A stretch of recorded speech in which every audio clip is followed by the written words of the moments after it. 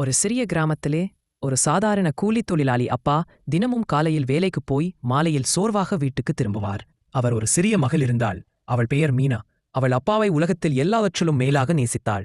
ஒரு நாள் பள்ளியில் ஆசிரியர் கேட்டார், நாளை ஃபாதர்ஸ் டே, உங்கள் அப்பாவுக்கு ஒரு பரிசு எடுத்து வாருங்கள். அனைத்து மாணவர்களும் ஆடைகள், கடிகாரம், கிரீட்டிங் கார்டு என்று சொல்லி மகிழ்ந்தனர்.